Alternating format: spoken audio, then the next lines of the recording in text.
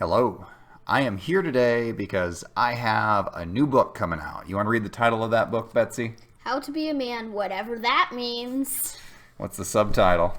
And Down here. lessons in modern masculinity from a questionable source. You're the questionable source. I am the questionable source. Sources don't get much more questionable than me. No. I'm super excited about this book. It's the funniest book I've written. It's the most personal book I've written, and it's the longest book I've written.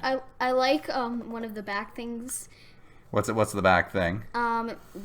These little sentences at the end of the second one. It says, "You'll wonder what really happened to those creepy lawn gnomes on the desert country road. Spoiler alert, they're right behind you." So this book, unlike my other books, which were just kind of about general parenting comedy, this is actually personal stories from my life, like the best stories from the last 35 or so years. What? What? My other books where they didn't I didn't say like Betsy did this and Betsy did that. It was like, here's what to do to survive the zombie apocalypse, or here's what to do to get by doing less. And maybe there was a little bit of personal stuff, but not much. These are all personal stories, and I don't think they're stories that you've ever heard. So these are the stories that I'm willing to share with complete strangers, but that I've never told my own kids. Have I ever told you about the time I got kicked out of an apartment for lawn gnomes? No. Well, I didn't. That never, ever happened is it? Unless you read this book, in which case it totally happened, and it is the best story I have. Oh man, it's like a 10,000 word story right at the start, and it is crazy, and you will learn about it when you are old enough to read this book, when you are also 35. I can read it now. But you won't. I might. She won't. Did you read my other books? No, because they're all boring. What? I've actually had quite a few kids tell me they read those books, which always surprises me. Like 11 or 12-year-olds reading parenting books. I might want to read How to Survive Ostrich Attack. Ostrich attacks, accidental time travel, and anything else that might happen on an average Tuesday. Yeah. It's how to save your child. But yeah, you can save yourself as well. I mean, they're kind of open to everybody. But this one, well, I needed to spell one thing first. I like the story. What? I like the story whenever Grandma said an ostrich something. I don't know what Grandma said about an ostrich. We did see ostriches in real life, which inspired that. I learned a survival trick about ostriches. But that was a different book. If you hold a broom over your head, if an ostrich attacks you... Oh, that was what Grandma said. Yeah, because ostriches are really stupid, and if they attack you and you hold a broom over your head, they think you are the bigger ostrich. So this book does not have any ostriches. It just has real life stories. You need to spell a couple things. It's definitely not just for men. I mean, this book is for everybody. It's funny stories from my life. Loosely. And you're a man. I am a man, sort of, kind of. And you have hair on your beard. I do have hair stuck on my beard. I have hair stuck everywhere. Part of being a man in a house full of girls. There's hair everywhere. It sticks to my stubble. It's very trying. These are the things I live through. What do you think it means to be a man? I'm only 10. You know what? I'm 35. I don't know the answer to that question. So as I told these stories in these books, I kind of went through what I thought did and didn't fit into the traditional masculinity role, and I, mostly did not fit into it. Do you think a man can build things? Yeah, like Papa. He's a real man. I can't build things. Does that mean I'm less manly? I don't know. Like whenever my loft bed thing snapped. Hey, I helped him put that together. I was right there. I'm a very good helper. Yeah, but without him fixing the leg, I would have not had a loft bed. Do you think a man can open jars? Yeah, you open cups from I am 100% undefeated at opening jars.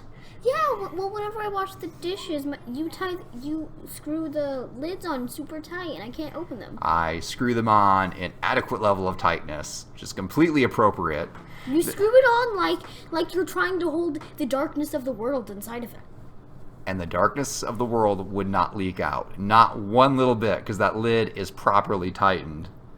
Now, I need to clarify something else. The person on the cover is not me. I'd like to think I look a little bit better than that, but I'll leave that up for the reader to decide. There are no pictures in this book, by the way. Except at the end. I think there's going to be a big picture of me at the end.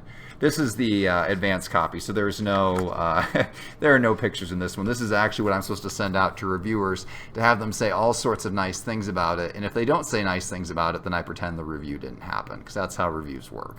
You gotta protect your feelings. Oh, like the reviews on your other books? hey, those reviews were very nice, mostly. There's a lot of stars. They're all 5 stars or 4.5 stars. The average is very good, but every once in a while, you get somebody who's very upset about something. Like, they'll say that their Kindle book didn't download properly, and then they'll give it, like, 1 star. It's like, But that's not fair. it wasn't even your fault that it didn't download. Correct. So reviews really have nothing to do with you. They have a lot to do with whether or not the person reading it is having a bad day. And people on the internet sometimes just want to destroy you. That's par for the course. This is the game I have chosen. And now how I have chosen to cope with that is if you give me a 5-star review, I will 100% read it and probably share it in my newsletter. And if you give me 4 or less, I will never ever look at it. Because I don't need you to point out the flaws of my books. I know the flaws of my books. I know them so intimately. And if I knew how to fix them, I would. Kind of like how I know all my own flaws. I like this. Can I fix them? There's there's no wrong way to be a woman, but there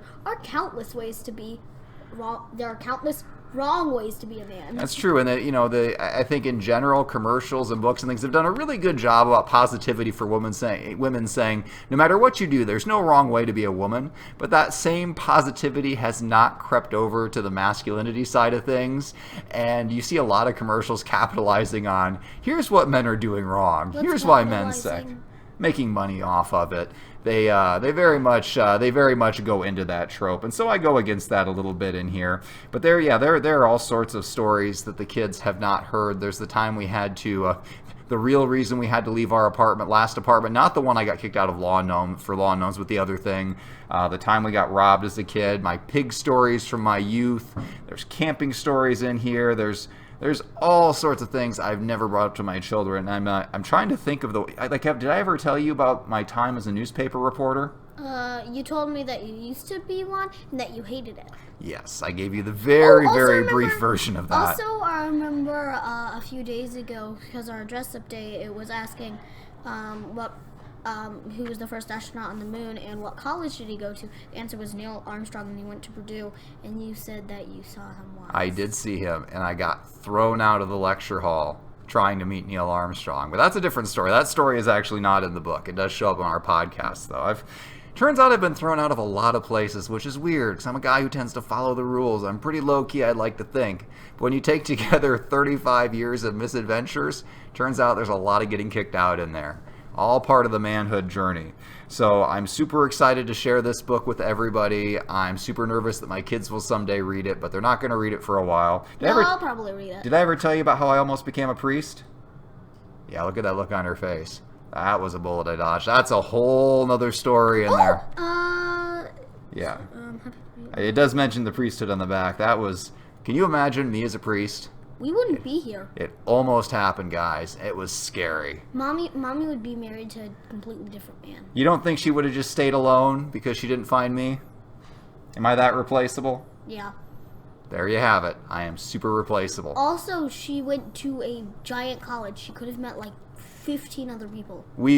First of all, we went to a tiny college, but yes, she could have met at least 15 people. That is not that great of a number. But what she couldn't have done is meet somebody who would write a book just like this with these specific experiences. Well, if you became a priest, you probably wouldn't write books. No, I would not write books either. I would just be super unhappy, and also probably lead everybody to be blasphemous. It would have been. It means bad things. I would have. It would have been. You would not be a very good priest. I would not be a very good at a lot of things, except a comedy writer and sort of a dad and sort of a man. That's what I got going for me. Well, you're good at ultimate frisbee, right? I am adequate at ultimate frisbee. And golf. I am terrible at golf. Oh. Anyway, this book is now available for pre-order. Pre-orders help me out a ton. If you're going to buy it anyway, if you pre-order it in advance, it's like you buy it twice because it makes the publisher print more, it makes bookstores order more and put them out more on display. If you pre-order from Main Street Books off my website, you can just go to explodingunicorn.com. I'll include a link in the description. If you go there and you click on Main Street Books, they will ship you signed copies if you pre-order, or you can order from anywhere else you want. Those copies aren't signed, but they're just as good. They just don't have my illegible signature in it. I cannot wait to share these stories with you guys. Thank you so much for watching this video, and we will catch you next time.